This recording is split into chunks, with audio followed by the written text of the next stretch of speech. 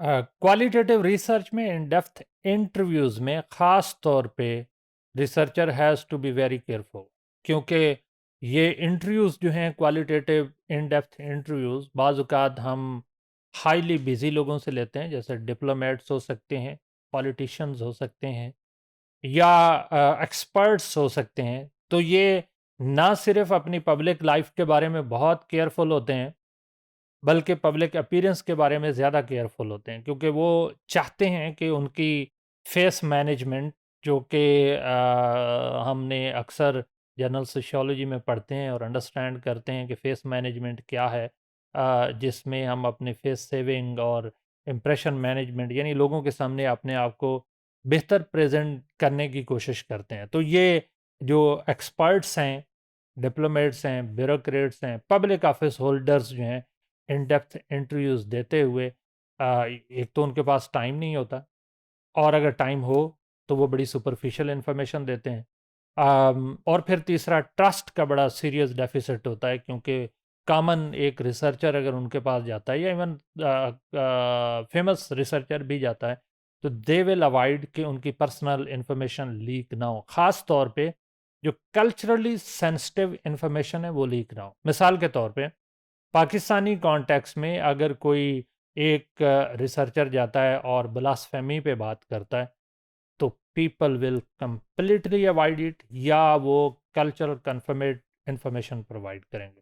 इसी तरह से अगर यूरोप के अंदर कोई जाके होलोकास्ट पे, फॉर एग्जांपल जर्मनी में बात करता है, तो वहाँ होलोकास्ट पे बात करना पिनल कोड में आता है। ख़ास तौर पे उसकी कोई अगर अपोजिशन कह रहा हो या उसको फेक या इलीगल या उसको जस्टिफाई कर रहा हो, तो उसको बड़ा सीरियस कॉन्सिक्वेंसेस हैं।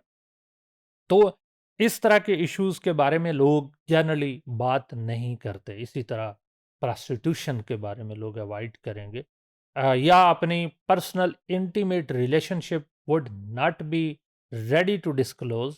क्यों अपने कोई मैरिज एंड फैमिली के अफेयर्स को पब्लिक करेगा। और फिर इसकी वजह से जो डाटा है वो हमारे पास सुपरफिशियल आता है, इनएक्यूरेट आता है। फिर ये जो जितना भी इन डेप्थ इंटरव्यूज़ हैं, ये इतना टाइम कंज्यूमिंग है। मसलन आपने किसी पब्लिक फिगर से इंटरव्यू लेना है, तो आपको hours and hours, days and weeks and month and may be years का वेट करना पड़े, तब तक आपको रिस्पोंडेंट तक एक्सेस हो, अगर वो पब्लिक फिगर है। अगर वो कॉमन मैन है तो उसके अपने प्राइवेसी के मसले हैं, कॉन्फिडेंस का मसला हो सकता है, ट्रस्ट का मसला हो सकता है, इवन टाइम का प्रॉब्लम हो सकता है। मिसाल के तौर पे क्यों कोई एक इंडिविजुअल 45 मिनट्स की मिनिमम और 90 मिनट्स की रिकॉर्डिंग करवाएगा? क्या आज के दौर में किसी के पास इतना टाइम है? फिर ये some time it's very expensive कि आप एक लंबा सफ़र करके जा रहे हैं, और सम टाइम उसको भी पे कर रहे हैं, तो ये जहाँ टाइम कंज्यूमिंग है वहाँ एक्सपेंसिव भी है। और जो सबसे बड़ा प्रॉब्लम फेस करना पड़ता है वो उस इंटरव्यूअर को भी और इंटरव्यू को भी करना पड़ता है। मिसाल के तौर पे अगर हम डाइवोर्स से किसी से इंफॉर्मेशन लें, मेल हो या फीमेल हो, अगर वो किसी दूसरे अपने एक्स पार्टनर को पसंद करते हैं, स्पाउस एक्स स्पाउस को पसंद करते हैं, तो हो सकता है वो रोना शुरू कर दें।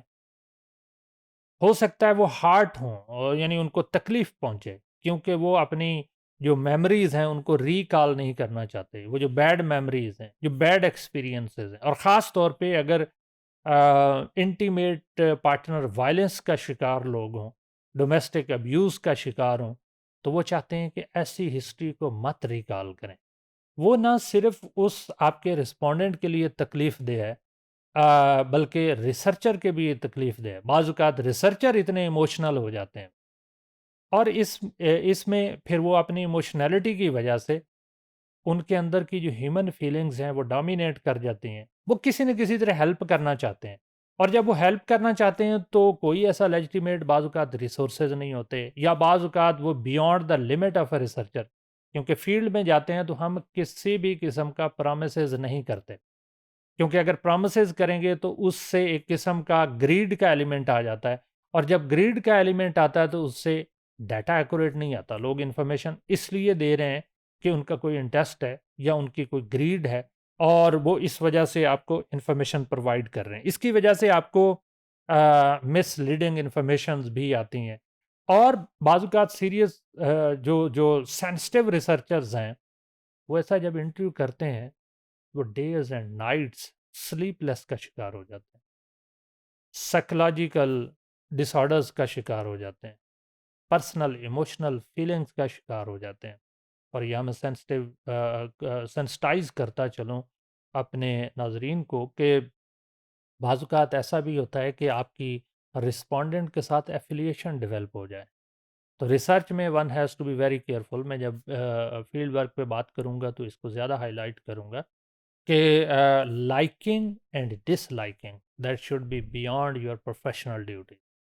آپ کو لائکنگ اور ڈس لائکنگ کو، مثال کے طور پہ آپ کو کوئی آپ ایز اے میل فیلڈ میں جا رہے ہیں، کوئی فیمیل آپ کو پسند آ گئی، یا ادر وے راؤنڈ کوئی ایز اے فیمیل فیلڈ میں جا رہے ہیں تو کوئی آپ کو میل پسند آ گیا، تو کیپ ان مائنڈ یہ جو ریئل ورلڈ ہے that is beyond this imaginary world, تو you have to be already fully trained, اور اپنے دماغ کو سکھا کے جائیں کہ آپ نے صرف عقل اور لاجک سے سوچنا ہے، نہ کہ ایموشن سے سوچیں۔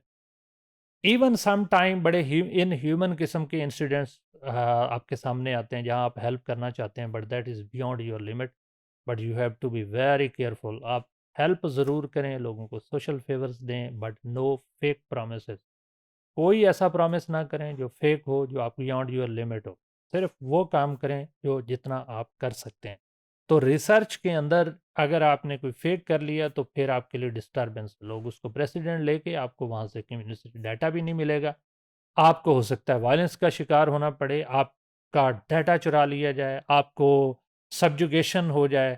تو دنیا میں ایسی ایگزامپلز ہیں جہاں پہ ریسرچر اس طرح کے ایکسپیرینسز سے گزرے ہیں، اور this is one of the big failure within the in depth interview approach.